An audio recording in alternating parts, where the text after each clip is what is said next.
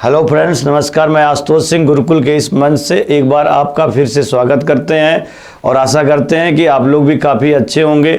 और आप लोगों ने हमारे पिछले वीडियो में पढ़ा होगा कि उसमें हमने कुछ आर्टिकल्स इम्पोर्टेंस आपके लिए लेकर के आए थे, लेकिन आज का जो विषय है वो संविधान से ही है और इसमें आर्टिकल्स के बारे में कम चर्चा होगी और इसमें कुछ मिसलेनियस क्वेश्चन आपको देखने को मिलेंगे। इसमें संविधान के फीचर्स से है, संविधान के शेड्यूल से भी है और कॉन्स्टिट्यूएंट असेंबली से भी, अर्थात संविधान सभा के गठन से भी मिलेगा, विशेषताओं से भी आपको यहाँ पर बताया जाएगा और संविधान के अनुसूचियों से भी संबंधित लगभग 20 क्वेश्चंस आपको यहाँ पर मिलने जा रहे हैं और ये काफ़ी अच्छे क्वेश्चंस हैं और आप लोग इससे जुड़िएगा और देखिएगा और जब आप देखेंगे तो आपको फ़ायदा ही होगा। और देखिए, इसमें आइए और चर्चा किया जाए, मिलजुल करके हम लोग चर्चा इस पर करते हैं। तो ये जो पहला क्वेश्चन है वो आ चुका है और इसको आप लोग आराम से पढ़ना शुरू कर दीजिए। और इसमें क्या पूछा जा रहा, पहले क्वेश्चंस में बहुत ही अच्छा क्वेश्चंस है और कई बार पूछा भी गया है और आने वाले समय में भी इसकी बहुत सारी संभावनाएं बन रही हैं। तो पहला क्वेश्चन है, पंडित जवाहरलाल नेहरू के उद्देश्य प्रस्ताव। पंडित जवाहरलाल नेहरू का जो उद्देश्य प्रस्ताव है तो उसमें ये आपको चर्चा करनी है कि उद्देश्य प्रस्ताव को संविधान सभा ने एक्सेप्ट कब किया था। तो पंडित जवाहरलाल नेहरू के उद्देश्य प्रस्ताव को कॉन्स्टिट्यूएंट असेंबली ने अपनी स्वीकृति कब दी थी, स्वीकार कब किया था। तो एक चीज़ इस क्वेश्चन से आपको ये पता चल चुका है कि जो उद्देश्य प्रस्ताव है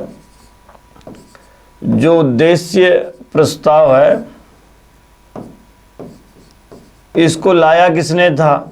तो नो डाउट ये आपको पहले ही याद दिख रहा है कि उद्देश्य प्रस्ताव, जिसको हम लोग प्रस्तावना कहते हैं, जो प्रिम्बल्स है प्रेजेंट टाइम में भारतीय संविधान का, तो उसको सबसे पहले संविधान सभा में किसने रखा था। तो उद्देश्य प्रस्ताव जो रखा गया था वो पंडित जवाहरलाल नेहरू के द्वारा, JL नेहरू के द्वारा रख दिया गया था। और उन्होंने उद्देश्य प्रस्ताव को कब रखा था संविधान सभा में, तो आप बताएंगे 13 दिसंबर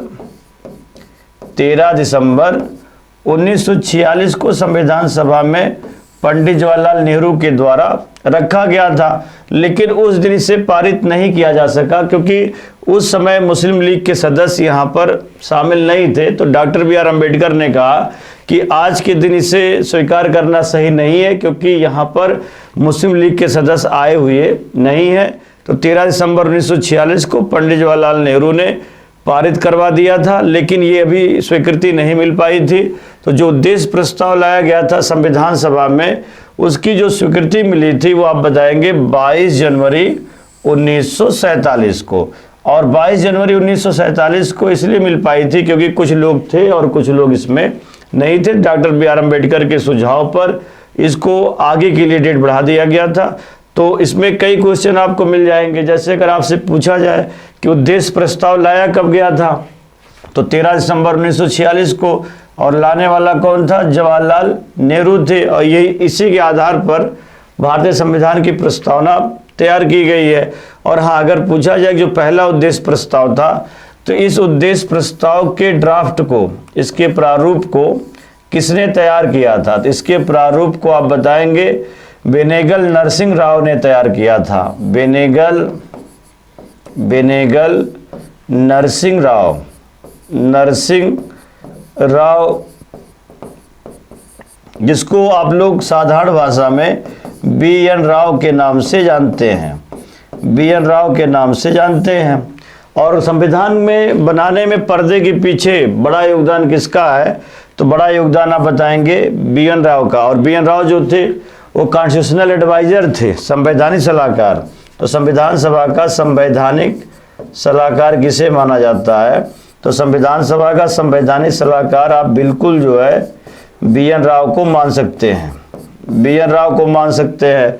और इन्होंने दुनिया के 60 देशों के संविधान को पढ़ करके और तब सलाह दिया था। तो देखिए, इसमें कई क्वेश्चन आप पकड़ सकते हैं। जब कॉन्स्टिट्यूएंट असेंबली का गठन किया गया था तो पहली बैठक 9 दिसंबर 1946 को दिल्ली के सेंट्रल हॉल में हुआ था और उसके अस्थायी अध्यक्ष डॉक्टर सच्चिदानंद सिन्हा थे। और जब दूसरी बैठक हुई थी तो आप बताएंगे 11 दिसंबर 1946 को सेंट्रल हॉल में हुई थी, उसके स्थायी अध्यक्ष डॉक्टर राजेंद्र प्रसाद थे।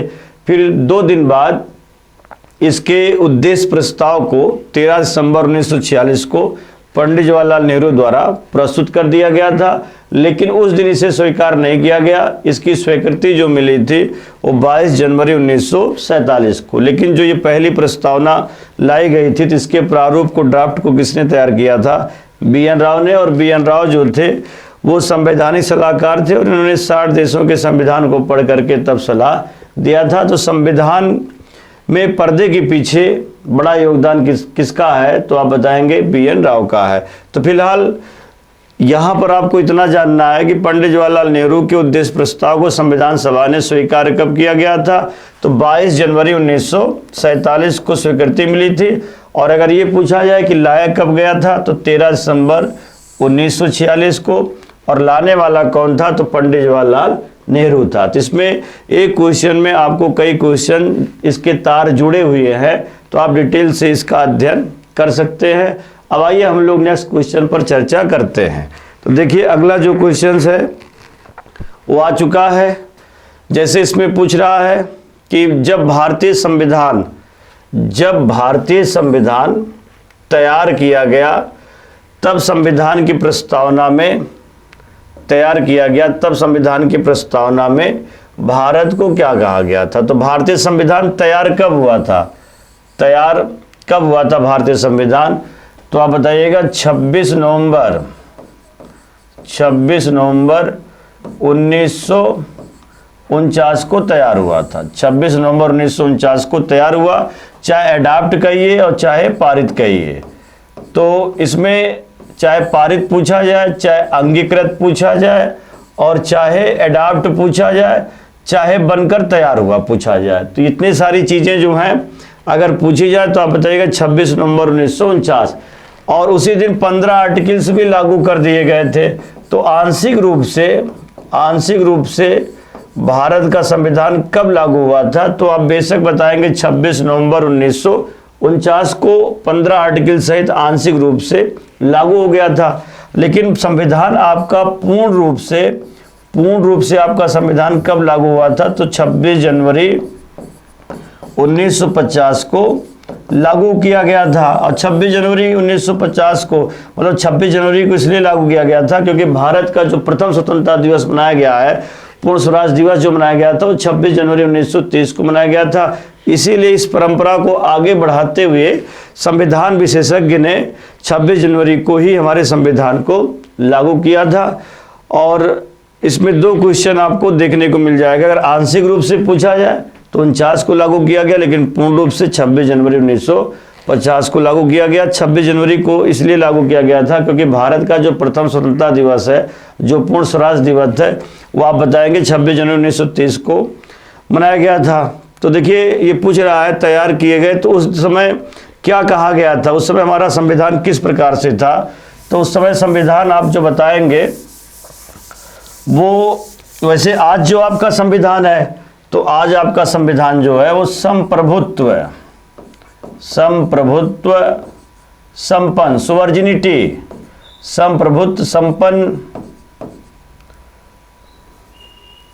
तो ये संप्रभुत्व संपन्न, समाजवादी मतलब सोशलिस्ट, समाजवादी, पंथ निरपेक्ष, लोकतांत्रिक, डेमोक्रेटिक, लोकतांत्रिक गणराज्य की स्थापना।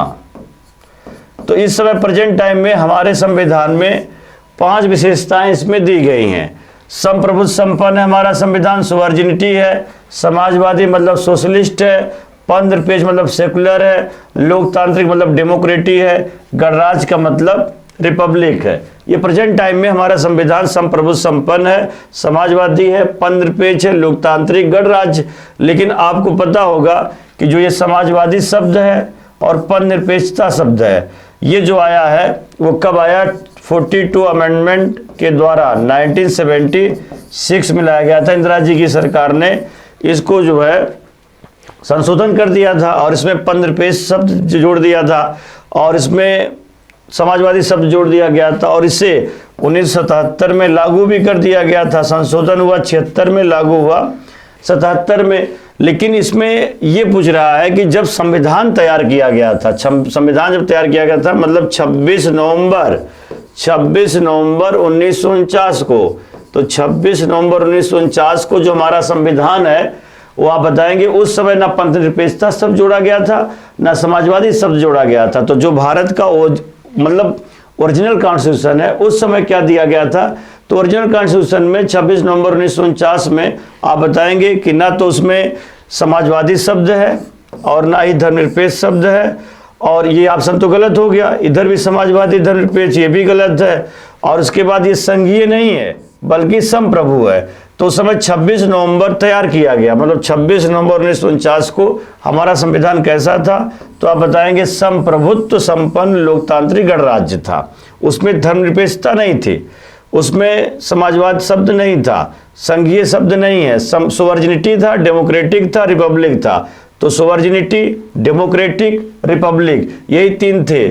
संप्रभु का मतलब होता है, संप्रभु का मतलब होता है जिसमें अंतिम सत्ता निवास करती हो, जो अपने आप में खुदा हो, जो सर्वशक्तिमान हो, जिसमें अंतिम सत्ता निवास करती हो, उसको हम लोग क्या कहते हैं, संप्रभु कहते हैं। अर्थात हमारा संविधान संप्रभु संपन्न है, जिसमें अंतिम सत्ता निवास करती है, चाहे हमारा धर्म हो, चाहे हमारा समाज हो, चाहे हमारी कानूनी प्रक्रिया हो, चाहे आर्थिक प्रक्रिया हो, वो सब किससे होकर के गुजरती है, तो संविधान से होकर के गुजरती है। तो ऊपर भगवान और नीचे संविधान है, इसी के आधार पर हमारा संविधान चलता है। तो ये संप्रभुत्व संपन्न है, अर्थात सारी चीजें संविधान से होकर के जाएंगी।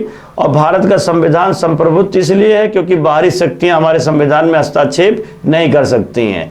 अगर अमेरिका चाहे, चाइना चाहे, पाकिस्तान चाहे या कोई भी कंट्री चाहे तो हमारे संविधान में हस्तक्षेप नहीं कर सकता, क्योंकि हमारा संविधान संप्रभुत्व संपन्न है, सोवर्जिनिटी है, अर्थात इसमें अंतिम सत्ता निवास करती है। चाहे हमारा समाज हो, चाहे धर्म हो, चाहे अर्थव्यवस्था हो, चाहे राजनीतिक व्यवस्था हो, किसी प्रकार की व्यवस्था, सारी आवश्यकताओं को पूर्ति करने में हमारा संविधान सक्षम है। बाहरी शक्तियों का कोई यहाँ पर आने की जरूरत नहीं है।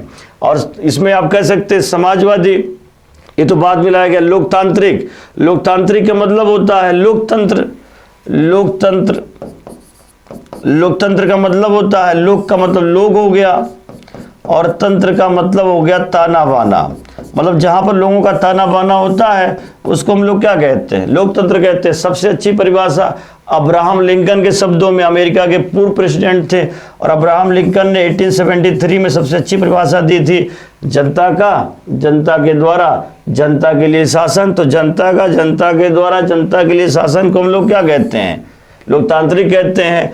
गणराज्य, रिपब्लिक, तो ये जो गणराज्य है, जिस देश का प्रमुख, जिस देश का चीफ जनता द्वारा प्रत्यक्ष या अप्रत्यक्ष रूप से चुना जाता है, जिस देश का चीफ जनता द्वारा प्रत्यक्ष या अप्रत्यक्ष रूप से चुना जाता है, तो ऐसे देश को हम लोग क्या कहते हैं, गणराज्य कह देते हैं। जैसे अमेरिका हो गया, भारत हो गया, कनाडा हो गया, तो ये सब गणराज्य है, क्योंकि इन देश के, इस देश के जो चीफ हैं वो जनता द्वारा इलेक्ट कर लिए जाते हैं, चाहे वो प्रत्यक्ष हो चाहे अप्रत्यक्ष हो, तो ये गणराज्य है। तो कहने का मतलब है कि हमारे संविधान में जब ये लागू किया गया था तो उस समय भारत के मूल संविधान में हमारा संविधान कैसा था, तो संप्रभु संपन्न लोकतांत्रिक गणराज्य था। तो इसका कौन सा ऑप्शन सही होगा, सेकंड होगा, क्योंकि ये समाजवादी धर्मनिरपेक्षता ये बाद में आई है और 21 अमेंडमेंट के द्वारा लाया गया था, 42वें संविधान संशोधन के द्वारा 1976 में लाया गया था। तो आशा करते हैं कि इसमें कई क्वेश्चन आपको समझने में सहायता मिलेगी और आप इसको देखेंगे, जुड़ेंगे तो बहुत सारी चीज़ें क्लियर अपने आप होती चली जाएंगी। अब आइए हम लोग नेक्स्ट क्वेश्चन की ओर बढ़ते हैं और उस पर देखते हैं और गंभीरता के साथ उस पर जोरदार तरीके से प्रहार करते हुए चर्चा करते हैं। तो आइए देखिए, अगला क्वेश्चन है और अगला क्वेश्चन लिस्ट 1 दिया है और लिस्ट 2 दिया गया है, इसको टैली करना है, सुमेलित करना है। तो सूची 1 सूची 2 को टैली करना है। अब इसमें एक तरफ लिस्ट 2 में कंट्री दिया गया है और लिस्ट 1 में इसमें जो है विषय वस्तु दिया गया है। तो समवर्ती सूची, तो समवर्ती सूची कहाँ से ली गई है, तो बता दीजिएगा समर्थित सूची का संबंध कहाँ से है? ऑस्ट्रेलिया से है। और जो कंकरेंट लिस्ट या समर्थित सूची है, इस पर आज देखा जाए तो कुल विषयों की संख्या कितनी है? तो 52 विषय हैं। और समर्थित सूची उसे कहते हैं जिस पर कानून बनाने का अधिकार राज्य और संघ दोनों को होता है। लेकिन जनरली ये देखने को मिलता है कि समर्थित सूची पर कानून राज्य सरकारें बनाती हैं। अगर संसद को कोई समस्या है तो उसका विरोध कर सकती है और संसद उसके लिए नए कानून का निर्माण भी कर सकती है। तो समर्थित सूची ऑस्ट्रेलिया से हो गया। और जो संसदीय शासन प्रणाली है, जो पार्लियामेंट्री गवर्नमेंट है, तो पार्लियामेंट्री गवर्नमेंट या संसदीय शासन प्रणाली वो कहाँ से ली गई? दुनिया का सबसे पुराना संसद किस देश का है? ब्रिटेन का है। तो मतलब संसदीय शासन प्रणाली का जो जनक है, पार्लियामेंट्री गवर्नमेंट का जो फादर है, वो ब्रिटेन है। वहीं से हम लोगों ने इसकी नकल की है। और राष्ट्रपति पर महाभियोग की प्रक्रिया, तो राष्ट्रपति पर महाभियोग की प्रक्रिया जो ली गई है अमेरिका से ली गई, आर्टिकल 61 में दिया गया है, आपने पढ़ा ही होगा। और भारत राज्यों का संघ है, इसकी चर्चा किसमें है? तो आप बताएंगे भारत राज्यों का संघ है वो कनाडा में है। तो केंद्र राज्य के जो संबंध है वो आप बता सकते हैं संघात्मक स्वरूप में आएंगे और कनाडा में है। तो समर्थित सूची ऑस्ट्रेलिया हो गया, संसदीय शासन प्रणाली ब्रिटेन हो गया, राष्ट्रपति पर महाभियोग की प्रक्रिया अमेरिका हो गया। तो ए का 3 हो गया और बी का 4 हो गया, डी का 2 हो गया। ए का 3, बी का 4, सी का 1 हो गया। इसका ऑप्शन डी हो जाएगा। डी आपका सही है। तो आपने इसमें पढ़ा, आपने सुना होगा कि भारतीय संविधान उधार का थैला है। एक संविधान विशेषज्ञ थे केटी शाह एक संविधान के विशेषज्ञ थे। तो उन्होंने कहा था कि भारतीय संविधान उधार का थैला है, उधार का थैला है। इसका मतलब है कि भारतीय संविधान में बहुत सारी चीज़ें दुनिया के तमाम सारे संविधान से ली गई है। और भारतीय संविधान पर सबसे ज़्यादा असर किस देश का है? तो भारतीय संविधान में सबसे ज़्यादा असर आप बताएंगे ब्रिटेन का है। और ख़ास करके गवर्नमेंट ऑफ इंडिया एक्ट 1935। तो आप कह सकते हैं 1935 से 250 प्लस आर्टिकल तो यहीं से लिए गए 1935 से। तो इंडियन कॉन्स्टिट्यूशन पर सबसे ज़्यादा इफेक्ट ब्रिटेन का, क्योंकि ब्रिटेन ने हमारे देश पर लगभग 200 वर्षों तक शासन किया था। तो हमारे समाज को, हमारे धर्म को, हमारे भूगोल को, हमारे प्रशासन को, हमारी अर्थव्यवस्था को अंग्रेजों से बेहतर कोई नहीं जान सकता है। और यही वजह है कि बहुत सारी ऐसी बातें हैं जो अंग्रेज जो है यहाँ पर हमारे संविधान में दे करके गए हैं। और आप कह सकते हैं दावे के साथ कि भारतीय संविधान पर सबसे ज़्यादा असर किस देश का है? तो बेशक निसंकोच आप कहेंगे ब्रिटेन का है। तो ब्रिटेन हो गया, अमेरिका हो गया, ऑस्ट्रेलिया हो गया, रूस हो गया, फ्रांस हो गया, जापान हो गया, जर्मनी हो गया। तो बहुत सारे ऐसे देश हैं, लगभग 9-10 देश ऐसे हैं जिन्होंने हमारे संविधान को बनाने में अपना एक प्रत्यक्ष या अप्रत्यक्ष रूप से अपना योगदान दिया है। तो फिलहाल इस क्वेश्चन के अकॉर्डिंग जो आप देख रहे हैं, समर्थित सूची ऑस्ट्रेलिया, संसदीय शासन प्रणाली ब्रिटेन, राष्ट्रपति पर महाभियोग की प्रक्रिया अमेरिका और संघात्मक स्वरूप मतलब संघ की व्यवस्था कनाडा से है। तो ए का 3, बी का 4, सी का 1, डी का 2। अब आइए हम लोग नेक्स्ट क्वेश्चन की ओर बढ़ते हैं, चर्चा करते हैं। तो देखिए जो नेक्स्ट क्वेश्चन है वो आ ही गया है और इसमें पढ़ना शुरू कर दीजिए। आराम से आप इस पर चर्चा करिए, देखिए बहुत मज़ेदार क्वेश्चन है, बढ़िया क्वेश्चन है और ये संभावनाएं हैं इस क्वेश्चन से और आपको फ़ायदा मिल सकता है, बिल्कुल फ़ायदा मिल सकता है। सकारात्मक होकर के पढ़िए, समझिए, मनन करिए, चिंतन करिए। निम्नलिखित में से कौन सा कथन भारतीय संविधान के बारे में सही है? तो निम्नलिखित में से कौन सा कथन भारतीय संविधान के बारे में सही है? मतलब इसमें भारतीय संविधान के अकॉर्डिंग आपको सेट करना है और देखना है कि कौन सा कथन भारतीय संविधान के लिए सही है या एक मौलिक संविधान है। क्या इसको आप मोरल कॉन्स्टिट्यूशन कह सकते हैं, वर्जिन कॉन्स्टिट्यूशन कह सकते हैं? मुश्किल है, क्योंकि अभी हमने बताया कि भारतीय संविधान क्या है, उधार का थैला है। तो उधार का जब थैला है तो मौलिक कैसे रहा? अर्थात बहुत सारी बातें, 250 से अधिक बातें जो है वो अकेले ब्रिटेन दे रहा है, बाकी अमेरिका भी लगा हुआ है, जर्मनी भी है, जापान भी है, रसिया भी है, फ्रांस से, बहुत सारी चीज़ें हमने विदेशों से ली है। तो मौलिक संविधान कैसे हो सकता है? और वैसे भी हमारे देश पर शासन जो किया था वो अंग्रेजों का किया था, यहाँ तक कि हम 47 में आज़ाद हुए, 47 में आज़ाद हुए और हमारा संविधान कब लागू हुआ? 26 जनवरी 1950 को लागू हुआ। तो 3 साल बाद तो हम अपना संविधान लागू कर पाए। तो 3 साल तक भारत पर शासन हवा में तो चला नहीं होगा, कानून के हिसाब से ही चला होगा। और 3 साल तक 47 से लेकर 50 तक हम लोग अंग्रेजों के कानून के आधार पर ही उनके शासन के अंतर्गत शामिल हुए थे। तो जब भारतीय संविधान उधार का थैला है, उधार का बोरा है, तो इसका मतलब है कि मौलिक संविधान नहीं है। तो ये तो गलत है। या विकास का परिणाम है, मतलब इसमें लगातार, क्या भारत के लोगों ने लगातार कई वर्षों से इसके लिए आंदोलन किया या इसके लिए विकास की प्रक्रिया को आगे बढ़ाया? ऐसा तो था नहीं कि भारत के लोग ही इसके संविधान को आगे बढ़ाने की बात कर रहे थे। इसमें विकास का परिणाम नहीं है, बल्कि हम लोगों ने दूसरे देशों की अच्छी चीज़ों को तोड़ करके, अर्थात हमारे संविधान विशेषज्ञ ने दुनिया के तमाम संविधान रूपी फूलों को तोड़ करके और अपने संविधान रूपी गुलदस्ते को सजाया है। तो अच्छाई हम लोगों ने दुनिया के तमाम संविधान से लिया, तो अच्छाई जहाँ जहाँ पर जाएगी वो सच्चाई में ही बदलेगी और उसका प्रभाव तो अच्छा ही होगा। तो हम लोगों ने दुनिया के तमाम सारे देशों से उधार लिया है। तो ये कोई विकास के चरण में नहीं रहा है, बल्कि बहुत सारी चीज़ें इसमें 100% चीज़ें दूसरे देशों से ली गई हैं।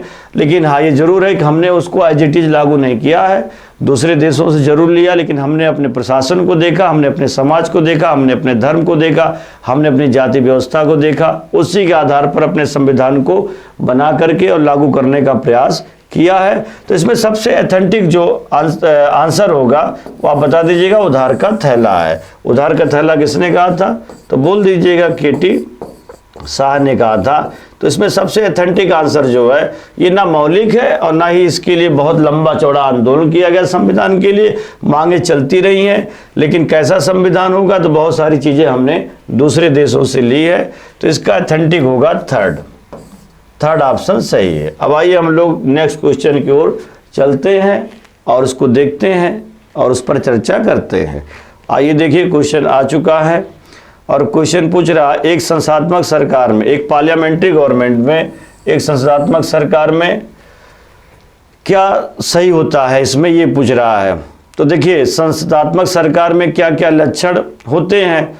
तो इसमें पहले ये देखना है कि संसदात्मक सरकार की व्यवस्था, संसदात्मक सरकार की जो व्यवस्था है वो कहाँ से ली गई है। तो संसदात्मक सरकार की जो प्रणाली अभी आपने पढ़ाई है, ब्रिटेन से ली गई है, ब्रिटेन से। जो पार्लियामेंट्री गवर्नमेंट है, तो संसदात्मक प्रणाली जो है वो ब्रिटेन से है। और संसद में 3 तत्व होते हैं, पार्लियामेंट में 3 तत्व होते हैं, जैसे राष्ट्रपति हो गया, राष्ट्रपति, राज्यसभा और तीसरी जो है वो लोकसभा है, लोकसभा है। और जहाँ जहाँ पर संसदीय प्रणाली होती है, तो जहाँ जहाँ पर संसदीय प्रणाली होगी वहाँ पर संसद का नियंत्रण, मतलब विधायिका का नियंत्रण, विधायिका का मतलब संसद कह लीजिए, विधायिका का मतलब ये लेजिस्लेचर है। तो लेजिस्लेचर का दूसरा नाम क्या है? पार्लियामेंट, मतलब संसद है। तो विधायिका का नियंत्रण जो होता है वो एडमिनिस्ट्रेटिव पर होता है या एग्जीक्यूटिव पर होता है। विधायिका का नियंत्रण आप बताइएगा कार्यपालिका पर होता है, कार्यपालिका पर होता है। तो जहाँ जहाँ पर संसदीय सरकार है, जहाँ जहाँ पर संसदीय प्रणाली है, वहाँ की जो विधायिका है, वहाँ की जो संसद है, वो कार्यपालिका पर नियंत्रण स्थापित करती है। कैसे कह सकते हैं?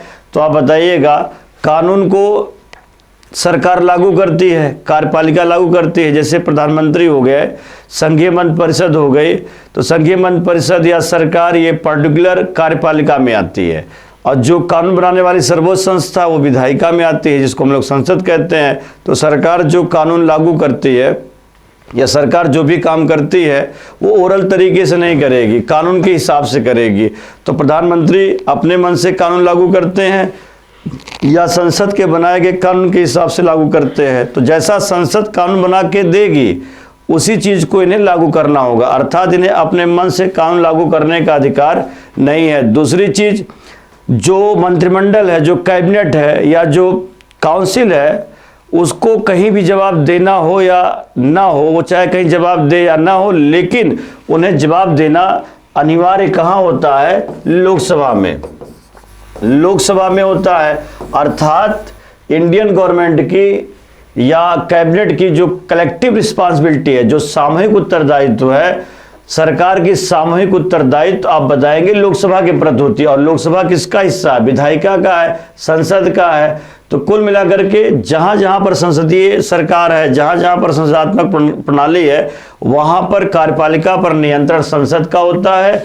इसका मतलब होता है कि जैसे सरकार जो भी कानून लागू करेगी अपने मन से लागू नहीं करेगी, संसद उसे सरकार बना करके देगी। दूसरी चीज आप ये भी कह सकते हैं, वहां की सरकार की जो कलेक्टिव रिस्पांसिबिलिटी है वो विधायिका के प्रति होती है, विधायिका की लोअर हाउस के प्रति होती है। और सरकार का बनना और बिगड़ना, चलना, उठना, बैठना, वो भी आप बताएंगे लोकसभा से ही है, विधायिका से ही है। और अगर विधायिका नहीं है तो आप कार्यपालिका की कल्पना नहीं कर सकते हैं, क्योंकि सरकार का बहुमत प्राप्त करना किसी पार्टी का या सरकार का चलना, विश्वास हासिल करना, जवाबदेही जो पूरी होती है वो विधायिका के प्रति होती है। तो आप बताएंगे कि व्यवस्थापिका कार्यपालिका के प्रति उत्तरदायी है, गलत है। व्यवस्थापिका कार्यपालिका के प्रति उत्तरदायी नहीं है, बल्कि कार्यपालिका व्यवस्थापिका के प्रति उत्तरदायी होती है। जैसे कार्यपालिका में कौन आएगा? तो कार्यपालिका में सरकार आ जाएगी, सेंट्रल गवर्नमेंट आ जाएगी। और गवर्नमेंट की जो जवाबदेही है, गवर्नमेंट की जवाबदेही, पीएम की जवाबदेही, कैबिनेट की जवाबदेही, वो किसके प्रति होती है? संसद के प्रति होती है। संसद को हम लोग क्या कहेंगे? व्यवस्थापिका कहेंगे। और सरकार जो भी नियम कानून बनाएगी वो व्यवस्थापिका से होके जाएगी, जवाब जो भी देंगे वो व्यवस्थापिका से उन्हें दे करके जाना है। ये सरकार अपने मन से कोई काम नहीं कर सकती। अर्थात भारत में कानून का शासन है, संविधान का शासन है। तो कानून का शासन अर्थात कानून का बनना बिगड़ना किससे संबंधित है? व्यवस्थापिका से। तो आप ये कह सकते हैं कि सरकार का उठना, चलना, बैठना, जवाब देना, ये सब व्यवस्थापिका के प्रति है। तो कार्यपालिका व्यवस्थापिका के प्रति उत्तरदायी होती है। और ये किस सरकार में होती है? संस्थात्मक सरकार पर। अर्थात कार्यपालिका पर नियंत्रण किसका होता है? तो कार्यपालिका का नियंत्रण विधायिका का होता है। तो इसका जो ऑप्शन होगा वो सेकंड हो जाएगा। मतलब कार्यपालिका की जो जवाबदेही है, जो कलेक्टिव रिस्पांसिबिलिटी है, वो व्यवस्थापिका के प्रति है। इसका सेकंड हो जाएगा, सेकंड। और संस्थात्मक सरकार जो ली गई है वो बेशक बता दीजिएगा ब्रिटेन से लिया गया है, तो इसका सेकंड होगा। नेक्स्ट क्वेश्चन की ओर हम लोग बढ़ते हैं। सफर में चर्चा कर रहे हैं और देखिए इसमें आ चुका है क्वेश्चन, भारत एक गणराज्य है, भारत एक रिपब्लिक है। भारत को गणराज्य क्यों कहते हैं? गण का मतलब हो गया लोग, गण का मतलब हो गया लोग, और राज्य का मतलब हो गया भौगोलिक क्षेत्रों का शासन, भौगोलिक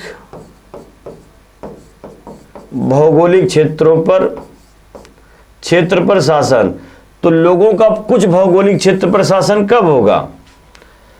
गण का मतलब लोग हो गया, राज्य का मतलब कुछ भौगोलिक क्षेत्र का शासन। तो लोगों का कुछ भौगोलिक क्षेत्र पर शासन कब होता है? जब राजा का शासन होता है या जब लोकतंत्र होता है, गणराज्य होता है। गणराज्य होता है तो कहने का मतलब है कि जिस देश का प्रमुख, जिस देश का चीफ जनता के द्वारा प्रत्यक्ष या अप्रत्यक्ष रूप से चुना जाता है, उसमें आम जनता की सहभागिता होती है, तो ऐसे देश को हम लोग क्या कहेंगे? गणराज्य कहेंगे। भाई राजतंत्र में राजा के शासन में राजा चुना नहीं जाता है, राजा तो अपने आप आ जाता है, राजा जो कह दिया वही उसके कानून हो जाते हैं। और राजा का जो पद होता है वो निर्वाचित नहीं होता, राजा का पद वंशानुगत होता है।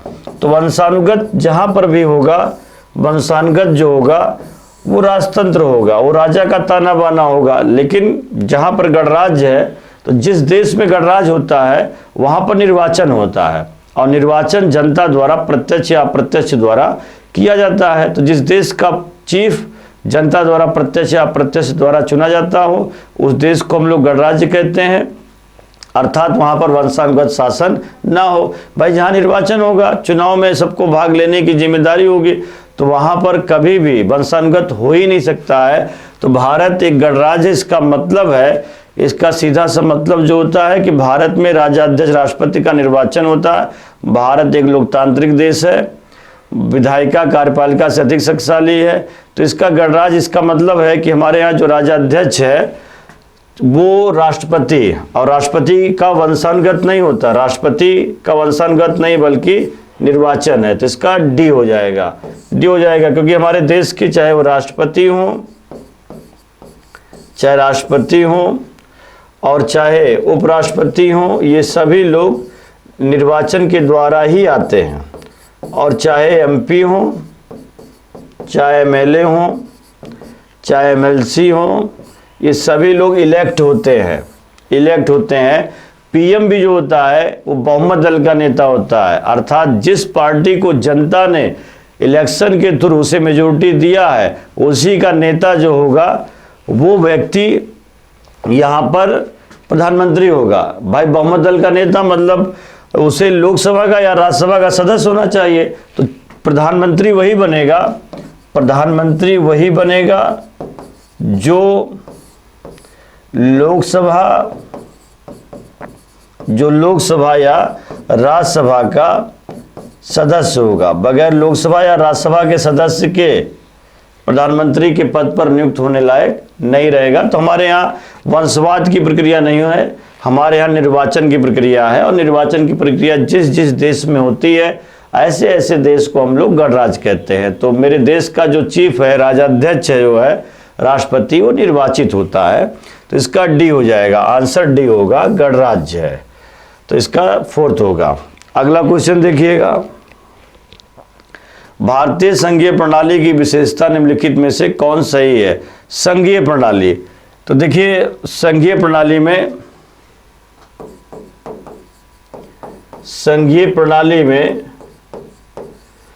2 तत्व होते हैं, एक होता है केंद्र और दूसरा क्या होता है? राज्य।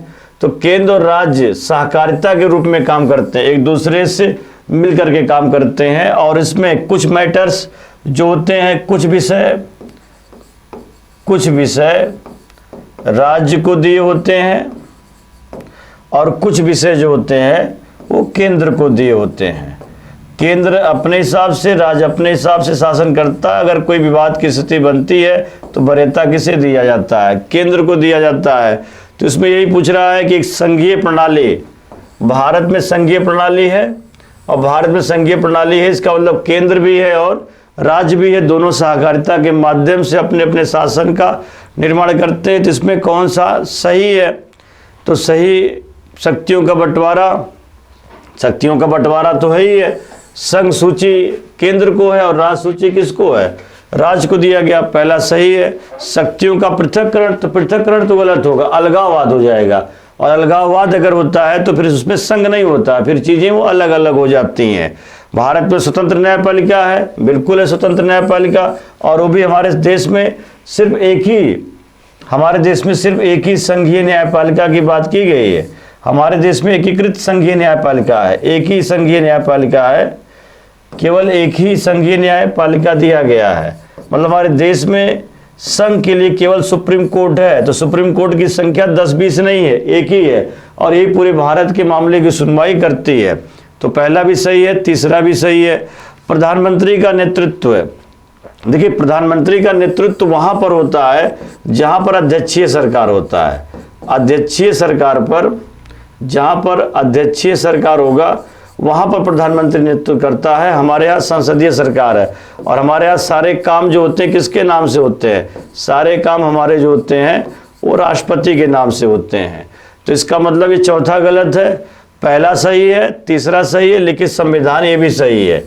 तो हमारे एक संघीय शासन प्रणाली की जो विशेषता है उसमें शक्तियों का बंटवारा है, स्वतंत्र न्यायपालिका है, लिखित संविधान है। क्योंकि हमारी शक्तियां अलग अलग नहीं है बल्कि उसको बांट दिया गया है, लेकिन राज्य अलग से बगैर संघ के सहमति के अपना मनमानी नहीं कर सकता। तो कुछ ऐसी परिस्थितियाँ आती है जहाँ पर राज्य पर दबाव किसका हो जाता है, केंद्र का हो जाता है। और हमारे देश में संसदीय प्रणाली है, संसदीय प्रणाली में जो सारे कानून लागू होते हैं, राजाध्यक्ष जो होता है वो राष्ट्रपति होता है। जहाँ पर अध्यक्षीय सरकार होती है वहाँ पर प्रधानमंत्री का नेतृत्व होता है। संसदीय सरकार प्रधानमंत्री का नेतृत्व नहीं होता है, राष्ट्रपति का होता है। इसमें 1 और 3 और 5 ही सही है, डी ऑप्शन सही है, बाकी और सब गलत है। शक्तियों का बंटवारा संघीय लक्षण है, स्वतंत्र न्यायपालिका लक्षण है, लेकिन संविधान लक्षण है। बाकी शक्तियों का पृथक्करण ये संघ का नहीं है, ये अब राजतंत्र का हो सकता है, दूसरे तंत्र का हो सकता है, लेकिन संघ नहीं, क्योंकि संघ में दोनों चीजें होती हैं। तो इसका डी हो जाएगा 1, 3, 5। अब आइए हम लोग नेक्स्ट क्वेश्चन पर चर्चा करते हैं। भारत के संविधान में फेडरल शब्द कहाँ वर्णित है? फेडरल शब्द देखिए भारत के संविधान में बार बार तो यही कहा गया है, जैसे आर्टिकल 1 और शेड्यूल 1 अनुसूची 1, ये तो दोनों यही कहती हैं कि भारत राज्यों का संघ है, राज्यों का संघ, यूनियन ऑफ स्टेट। अर्थात भारत के संविधान में हमेशा किसके शब्द का वर्णन है? यूनियन का है। इंडिया में यूनियन शब्द का इस्तेमाल किया गया, जबकि अमेरिका में फेडरल शब्द का इस्तेमाल किया गया है। फेडरल का मतलब होता है संघीय, संघीय, और यूनियन का मतलब होता है संघ। हमारे यहाँ संघ शब्द का प्रयोग इसलिए किया गया है क्योंकि हमारा संविधान किसी समझौते के तहत नहीं है, अस्थायी नहीं है। और हमारे संविधान में ये कहा गया कोई भी राज्य भारत सरकार से अलग नहीं हो सकता है। भारत से अगर कोई राज्य अलग होना चाहे तो अलग नहीं होने वाला है, उस पर दबाव संघ का होता है, और ये किसी समझौते के तहत नहीं बनाया गया है। भारत अर्थात इंडिया ये राज्यों का संघ है, ये किसी समझौते के तहत नहीं है। भारत के राज्य कभी इससे अलग भी नहीं हो सकते हैं, जबकि अमेरिका के राज्य वहाँ से वो अलग हो सकते हैं। यूनाइटेड स्टेट ऑफ अमेरिका कहा जाता है, वो समझौते के तहत उनका संविधान है, उनका राज्य उनसे अलग हो सकता है। तो अमेरिका के संविधान में बार बार फेडरल शब्द का प्रयोग है, और भारत के संविधान में बार बार किस शब्द का उल्लेख है? संघ का है। तो फेडरल शब्द कहाँ वर्णित है? तो मेरे संविधान में फेडरल शब्द का वर्णन नहीं है, अमेरिका के संविधान में फेडरल शब्द का वर्णन है। हमारे संविधान में किस शब्द का वर्णन है? यूनियन का। इसका कारण है कि हमारा जो संविधान है वो किसी समझौते के तहत नहीं है, या हमारे देश का कोई भी राज्य भारत से अलग होना चाहे नहीं हो सकता है, जबकि अमेरिका का संविधान समझौते के तहत है, उनका राज्य अगर उनसे अलग होना चाहे अलग हो सकता है। और भारत के राज्यों की सीमाओं को परिवर्तन करने का अधिकार, या नए राज्य बनाने का अधिकार, या भारत में नए राज्य शामिल करने का अधिकार, ये सब राज्य को नहीं है, ये सब संसद को है, और वो भी राष्ट्रपति की पूर्व अनुमति अनिवार्य है। तो राज्य को जोड़ना हो, राज्य को घटाना हो, संघ राज्य पर शासन करना हो, दूसरे क्षेत्रों को मिलाना हो, और राज्यों की सीमाओं का अंकन करना हो, राज्यों के नामों में परिवर्तन करना हो, तो ये सब मामले में राज्य विधानमंडल जिम्मेदार नहीं है, सिर्फ और सिर्फ संसद जिम्मेदार है। इवन तो ऐसे क्षेत्र जो किसी राज्य के दायरे में नहीं आते हैं उन पर कानून बनाने का अधिकार पार्लियामेंट को है, राज्य विधानमंडल को नहीं है। इसलिए क्योंकि भारत राज्यों का संघ है, और भारत राज्यों का संघ है, ये प्रावधान कहाँ से लिया गया है? तो आप बताइएगा। कनाडा से है, कनाडा से लिया गया है। इसका पुराना नाम है ब्रिटिश नॉर्थ अमेरिका। अगर कनाडा न दिया गया हो तो आप ब्रिटिश नॉर्थ अमेरिका के नाम से भी आप इसको समझ सकते हैं।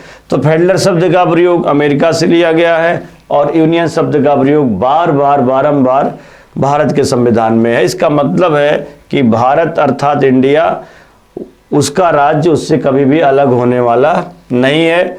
तो फेडरल शब्द का प्रयोग अमेरिका में है, क्योंकि उनका जो संविधान है वो समझौते के तहत है। फेडरल का मतलब होता है संघीय, और उनका राज्य कभी भी उससे अलग होना चाहे अलग हो सकता। हमारे यहाँ यूनियन शब्द का प्रयोग है, यूनियन शब्द का प्रयोग है, अर्थात संघ शब्द का प्रयोग है। इसका मतलब है कि भारत के राज्य भारत से अलग होने वाले नहीं है, और ये किसी समझौते के तहत नहीं बनाया गया है। इसीलिए तो 2 वर्ष 11 महीने 18 दिन का समय हमारे संविधान ने में बनने में लगा था। तो बहुत सोच समझ करके बनाया गया, 3 बार इसको पढ़ा गया, रीड किया गया है, तो कहीं भी वर्णित नहीं है। हमारे देश के संविधान में फेडरल शब्द का चर्चा कहीं भी नहीं है, इसका 3rd हो जाएगा। आइए अब हम लोग नेक्स्ट क्वेश्चन की ओर बढ़ते हैं, चर्चा करते हैं। तो देखिए क्वेश्चन आ चुका है, भारतीय संघीय व्यवस्था केंद्रमुखी है, सेंट्रलाइज है। भारतीय संघ जब संघीय है तो संघीय अगर है तो जहाँ पर 2 तत्व होंगे, केंद्र और राज्य, तो उसका मतलब है कि हमारे संविधान का पलड़ा केंद्र की ओर झुका हुआ। भारतीय संविधान का पलड़ा जो है वो केंद्र की ओर झुका हुआ। इसके कई कारण है, जैसे मान लीजिए केंद्र का प्रतिनिधि राज्य में कार्य कर सकता है, लेकिन राज्य का प्रतिनिधि केंद्र में कार्य नहीं कर सकता है। दूसरी चीज, केंद्र राज्य के लिए कानून बना सकता है, लेकिन राज्य केंद्र के लिए कानून नहीं बना सकता। जैसे IAS हो गए, IPS हो गए, IFS हो गए, राज्यपाल हो गए, ये सब केंद्र से रिलेटेड है, लेकिन अपनी सेवा कहाँ देते हैं? राज्य से देते हैं। इसका मतलब है कि केंद्र का पदाधिकारी या केंद्र के नियम राज्य पर अपना प्रभाव दिखा सकते हैं, लेकिन राज्य के कर्मचारी, राज्य के कानून, राज्य के लोग केंद्र पर अपना प्रभाव नहीं दिखा सकते। दूसरी चीज, राष्ट्रीय आपात अगर लग जाता है तो राष्ट्रीय आपात के समय राज्य विधानमंडल पर नियंत्रण किसका हो जाता है? केंद्र का हो जाता है। तो विशेष परिस्थितियों में ऐसा लगता है कि भारत में एकीकृत शासन है। विशेष परिस्थितियों में, से सामान्य हाल में राज्य अपने अलग से शासन करती है, केंद्र अपने अलग शासन करती है। लेकिन जैसे राज्य आपात के समय 356, 352, 360 के समय नियंत्रण राज्य पर अपने आप स्वतः किसका हो जाता है? केंद्र का हो जाता है। तो भारतीय संघीय व्यवस्था केंद्रमुखी है, क्योंकि संपूर्ण भारत के लिए एक ही नागरिकता है। सही है या गलत? बिल्कुल सही है। जैसे आपसे कोई पूछेगा कि आप कौन है, तो आप सीधे बता देते कि हम इंडियन हैं, आई एम इंडियन, मतलब हम भारतीय हैं। आप ये नहीं कहेंगे कि हम यूपी वाले हैं, या हम बिहार के हैं, या हम राजस्थान के हैं, क्योंकि हमारी पहचान राज्य से नहीं, हमारी पहचान संघ से, केंद्र से है। इसका मतलब कि हमारे देश में एकल नागरिकता है, सिंगल सिटीजनशिप है, एकल नागरिकता, अर्थात हम सीधे जो है भारत से जुड़ जाते हैं। इससे ये फायदा होता है कि जो राष्ट्र की एकता और अखंडता है वो कमजोर नहीं होती है, मजबूत होती है। दूसरी चीज़ ये भी है कि हम किसी भी राज्य में जा कर के निवास कर सकते हैं, जमीन खरीद सकते हैं, जमीन बेच सकते हैं। ये किसका फायदा? एकल नागरिकता का फायदा है। क्योंकि जहाँ पर दोहरी नागरिकता होती है, तो दोहरी नागरिकता का मतलब 2 प्रकार की नागरिकता, राज्य की अलग और केंद्र की अलग, तो इससे 2 प्रकार हो जाएगा। और जब एकल नागरिकता होगी तो हम सीधे संघ से जुड़ जाएंगे। आप ये नहीं कहेंगे हम यूपी के, हम बिहार के, आप यही कहेंगे आई एम इंडियन, हम भारतीय हैं। इससे अपने फायदे भी हैं, और इसका प्रावधान हम लोगों ने कहाँ से लिया है? ब्रिटेन से लिया है। तो भारत में एकल नागरिकता है, संघीय शासन है, केंद्र की ओर झुका हुआ है, और नागरिकता पर, जैसे सिटीजनशिप पर, नागरिकता पर कानून बनाने का अधिकार, नागरिकता पर कानून बनाने का अधिकार किसको है? संसद को है। तो संसद जो है आर्टिकल 11 के तहत नागरिकता पर कानून बना सकती है। और पहली बार जो सिटीजनशिप एक्ट लाया गया था 1955 में लाया गया था। पहली बार नागरिकता को लेकर के जो कानून बनाया गया था 1955 में बनाया गया था। इसमें 6 बार अभी तक संशोधन भी हो चुका है। 1955 में जो नागरिकता विधेयक लाया गया था, इंडियन सिटीजनशिप एक्ट 1955, इसमें संशोधन हो चुका है 6 बार। 1986 में हुआ है, 1992 में हुआ है, 2003 में हुआ है, 2005 में हुआ है, 2015 में हुआ है, 2019 में हुआ है। तो कुल मिलाकर के चाहे संशोधन करने की बात हो, चाहे कानून बनाने की बात हो, नागरिकता की बात हो, उसमें संसद ही प्रभावी है। और संसद किसका विषय है? केंद्र का विषय है। तो पहला तो सही है, आपातकाल में केंद्र की शक्ति बहुत बढ़ जाती है, बिल्कुल सही है। आर्टिकल 250 के अनुसार, आर्टिकल 250 के अनुसार राष्ट्रीय आपात के समय जो राज्य पर नियंत्रण होता है, राज्य के कानून पर जो नियंत्रण होता है वो संघ का हो सकता है, हो ही जाता है।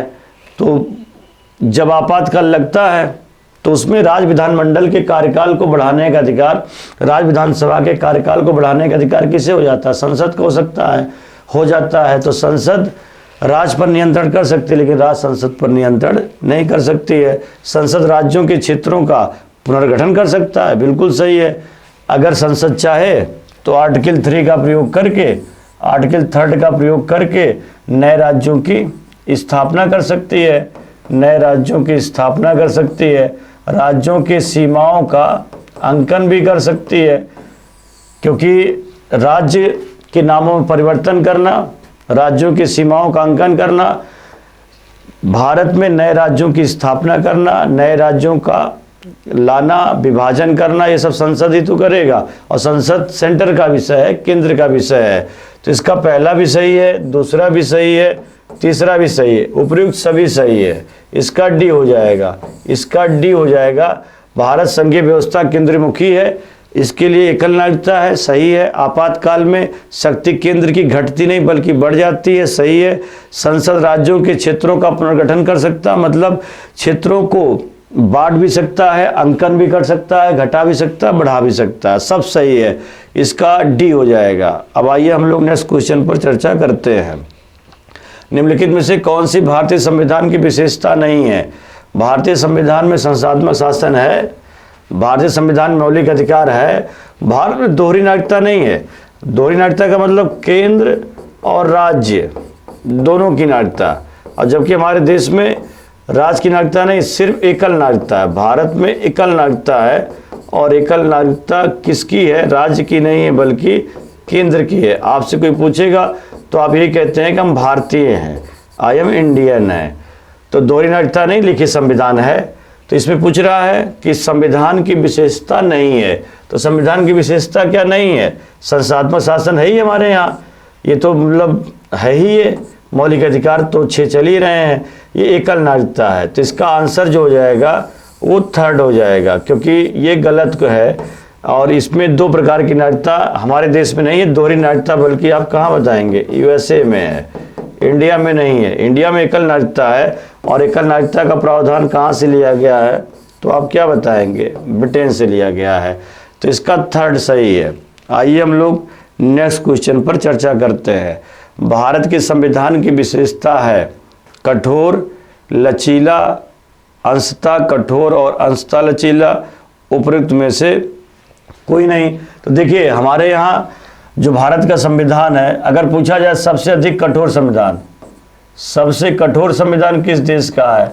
तो सबसे कठोर संविधान जो है, सबसे कठोर संविधान पूरी दुनिया में अगर देखा जाए तो वो सबसे कठोर संविधान अमेरिका का भी है, ऑस्ट्रेलिया का भी है, ऑस्ट्रेलिया का भी है, और आप बताएंगे कनाडा का भी है।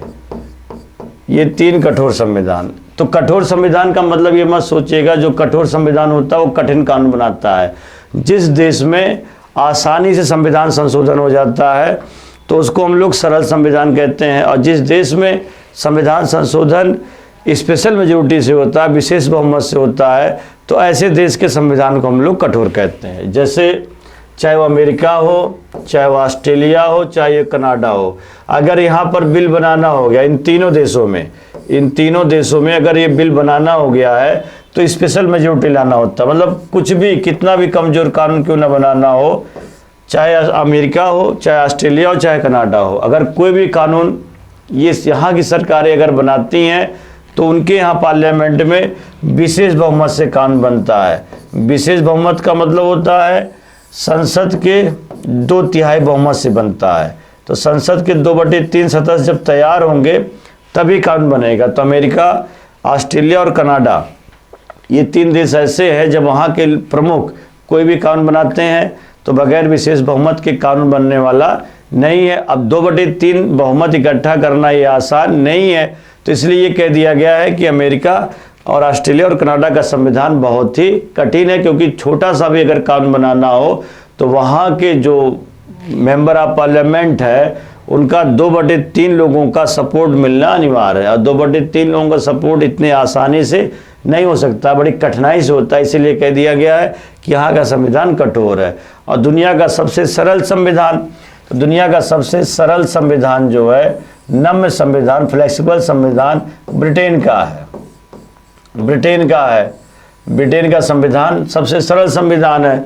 इसलिए, लेकिन ये मत सोचिएगा कि सरल संविधान में सरल संविधान में कठोर कानून नहीं बनते हैं, क्योंकि हमारे देश पर तो शासन अंग्रेजों का था और अंग्रेजों के समय क्या हम लोगों को राहत थी?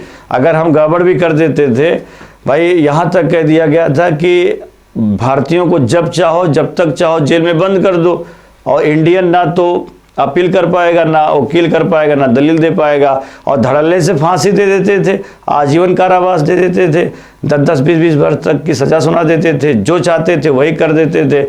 अच्छा, वो सुबह शाम चाहे तो कानून बना सकते थे। इसके पीछे कारण ये है कि इनके यहाँ संविधान में कानून बनाना बहुत ही आसान था, क्योंकि स्पेशल मेजोरिटी की जरूरत नहीं थी, सिंपल मेजोरिटी, अर्थात उपस्थित और मतदान करने वाले सदस्यों की संख्या आधे से एक अधिक। तो जो ब्रिटेन है, ये सरल संविधान इसलिए कहा जाता है क्योंकि यहाँ पर कोई भी कानून बनाना हो वो साधारण बहुमत से बन जाता है। साधारण बहुमत, अब साधारण बहुमत का मतलब हुआ, इसको सिंपल मेजोरिटी कहेंगे, अर्थात उपस्थित और मतदान करने वाले लोगों की संख्या कितनी?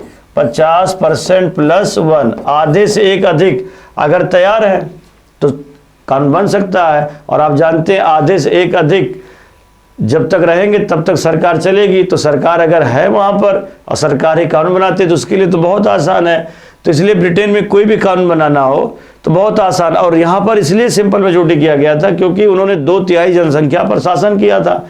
भाई यहाँ पर उन लोगों ने 2/3 जनसंख्या पर शासन किया था, और शासन अगर किया था तो आसानी से किया था।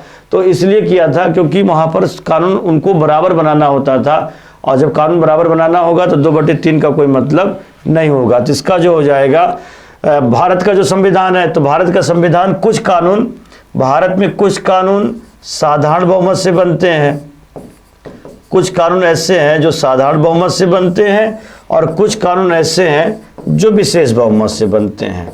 विशेष बहुमत से बनते हैं, विशेष बहुमत तो विशेष बहुमत से बनेंगे, वो 2/3 रहेगा। साधारण बहुमत से बनेंगे तो 50% + 1 होगा। तो इसलिए हमारा कुछ मामले में आसानी से कानून बन जाता है और कुछ मामले में कठिनाई से कानून बन जाता है। तो आप ये कह सकते हैं कुछ नरम है और कुछ कठिन है। तो इसमें अंशतः कठोर है और अंशतः लचीला है, इसका थर्ड हो जाएगा। अब आइए हम लोग नेक्स्ट क्वेश्चन पर चर्चा करते हैं। भारतीय संविधान के अनुच्छेद 14 में प्रयुक्त वाक्यांश, 14 में प्रयुक्त वाक्यांश कानून के समक्ष समानता, अर्थात आर्टिकल 14 ये कहता है विधि के समक्ष समानता। तो विधि के समक्ष समानता की चर्चा जो की गई है वो आप बताएंगे। विधि की समक्ष समानता ये ब्रिटेन से लिया गया है, ब्रिटेन से लिया गया। अर्थात 14 कहता है कि कानून के सामने सभी लोग बराबर है। जो ताकतवर लोग हैं उन पर नियंत्रण स्थापित किया गया है। तो विधायन नियंत्रण जो स्थापित किया गया, कानून नियंत्रण जो स्थापित किया गया है वो 14 में किया गया है। और अगर ये पूछा जाता कानून के समक्ष संरक्षण, विधि के समक्ष संरक्षण, अगर ये पूछा जाता तब आप बताते विधि के समक्ष संरक्षण ये अमेरिका से है, ये अमेरिका से है। लेकिन इसमें ये पूछ रहा है विधि की समक्ष समानता, तो आप बताइएगा विधि की समक्ष समानता की जो बात है, समानता की बात ब्रिटेन से है, तो इसका डी हो जाएगा, डी हो जाएगा। और संरक्षण अगर पूछा जाता, विधि के समक्ष संरक्षण की अगर बात होती तब अमेरिका हो जाता, लेकिन समानता पूछ रहा है तो आप बताइएगा ब्रिटेन होगा। अब आइए हम लोग नेक्स्ट क्वेश्चन पर चर्चा करते हैं। जम्मू कश्मीर का संविधान लागू हुआ था, जम्मू कश्मीर का संविधान जिसको हम लोग धारा 370 कहते हैं, तो धारा 370 ये जो लागू हुआ था वो 26 जनवरी 1957 को लागू किया गया था। और इसे 5 अगस्त 2019 को बिल पारित करके और विशेष बहुमत से इसे हटा दिया गया। और 6 अगस्त 2019 को राष्ट्रपति ने अपनी सहमति दे दी, अपनी अनुमति दे दी। और फिर उसके बाद 31 अक्टूबर 2019 को धारा 370 को हटा दिया गया और जम्मू कश्मीर को 2 भागों में बांट दिया गया है। एक जम्मू कश्मीर और लद्दाख संघराज्य क्षेत्र के रूप में आ चुका है। तो फिलहाल धारा 370 जो लागू किया गया था वो 26 जनवरी 1957 को, और उसे जो हटाया गया है वो आप बताइएगा। 31 अक्टूबर 2019 को हमेशा हमेशा के लिए धारा 370 को हटा दिया गया था और इसको जो बिल पारित करवाया गया था 5 अगस्त 2019 को, राष्ट्रपति ने जो इस पर सहमति दे दी थी 6 अगस्त 2019 को। तो इसका जो हो जाएगा थर्ड। अब आइए हम लोग नेक्स्ट क्वेश्चन की ओर बढ़ते हैं। ये लिस्ट 1 और लिस्ट 2 है, शेड्यूल है, इसको टैली करना है। जैसे हमारे भारतीय संविधान में, ओरिजिनल कॉन्स्टिट्यूशन में, भारतीय संविधान की मूल अनुसूची में कितने अनुसूचियाँ थी, कितने, तो 8 थी, लेकिन आज कितनी हैं, 12 हो गई हैं। तो तीसरे में क्या दिया गया है, तीसरे में शपथ दिया गया है, और चौथे में राज्यसभा में सीटों का आवंटन दिया गया है, और छठे में आप बताएंगे जनजातीय क्षेत्र दिया गया है, और 9वें में भूमि सुधार दिया गया है। मतलब तीसरी अनुसूची में जो हमारे पदाधिकारी हैं उनके शपथ की प्रक्रिया है, और चौथे में प्रतिनिधित्व है, और छठे में जनजाति है। तो इसका जो हो जाएगा ए का 2 हो जाएगा, और बी का 3, ए का 2, बी का 3, सी का 4 हो जाएगा। ए का 2, बी का 3, सी का 4, डी का 1। मतलब ये सेकेंड ऑप्शन इसका सही हो जाएगा, सेकेंड। तो इसमें एक तरफ अनुसूची और दूसरी तरफ विषय है। तो भूमि सुधार कानून 9वीं अनुसूची में जोड़ा गया था पहले संविधान संशोधन के द्वारा, प्रथम संविधान संशोधन के द्वारा इसे जोड़ दिया गया था। संशोधन 1951 में किया गया था, तो इसका सेकेंड हो जाएगा। आइए हम लोग नेक्स्ट क्वेश्चन पर चर्चा करते हैं। भारतीय संविधान की समवर्ती सूची में निम्नलिखित में से क्या शामिल नहीं है। समवर्ती सूची पूछ रहा है। समवर्ती सूची में राष्ट्रीय महत्व का भी मामला होता है और स्थानीय महत्व का मामला होता है। इस पर कानून राज्य भी बना सकता है, इस पर कानून संसद भी बना सकती है। तो इसमें कौन सा ऐसा विषय है जो राष्ट्रीय और स्थानीय महत्व दोनों से जुड़ा हुआ है समवर्ती सूची से। और आज समवर्ती सूची में कुल विषयों की संख्या 52 है, और इसमें जनसंख्या नियंत्रण समवर्ती में ये सही है, आर्थिक सामाजिक योजना भी सही है, लोक व्यवस्था राज्य सूची में है, लोक व्यवस्था राज्य सूची में है, और जबकि इसमें विवाह और तलाक ये दोनों समवर्ती सूची में है। तो इसमें पूछ रहा कौन समवर्ती सूची में शामिल नहीं है। तो समवर्ती सूची में आर्थिक और सामाजिक योजना है, जनसंख्या नियंत्रण भी, लोक व्यवस्था नहीं। लोक प्रशासन जो है, लोक प्रशासन ये राज्य का विषय है, ये स्थानीय मुद्दा है।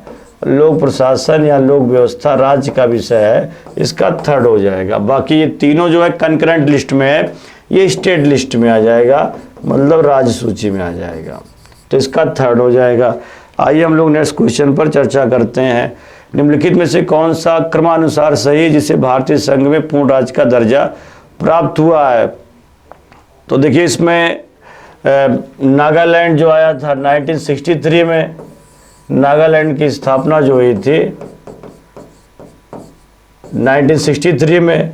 हरियाणा जो आया था, हरियाणा जो आया 1966 में, ये हरियाणा की स्थापना है। और उसके बाद सिक्किम को पूर्ण राज्य का दर्जा 1975 में दिया गया था। सिक्किम को पूर्ण राज्य का दर्जा 1975 में दिया गया था। और अरुणाचल प्रदेश जो आया था 1987 में आया था। अरुणाचल प्रदेश 1987 में आया था। तो ये क्रम पूछ रहा है। तो सबसे पहले नागालैंड 63, हरियाणा 66, सिक्किम 75 और अरुणाचल प्रदेश 1987। तो इसका फोर्थ हो जाएगा। और इसको आर्टिकल 3 में शामिल करके संसद ने नए राज्य के रूप में इसे सहायता की थी। तो देखिए लगभग 17 क्वेश्चन इसमें थे और मैंने कोशिश की है आपको बताने की। और इसमें बहुत सारे क्वेश्चन आप 17 के बजाय 34 भी तैयार कर सकते हैं। तो हमने कोशिश किया और आप लोग भी कोशिश करिएगा और देखिएगा। और उसके बाद फिर क्या नाम है, सब्सक्राइब कर दीजिएगा इस चैनल को, शेयर भी कर दीजिएगा। तो इससे मतलब आप और भी लोग इसका लाभ ले सकते हैं। तब तक के लिए जय हिंद।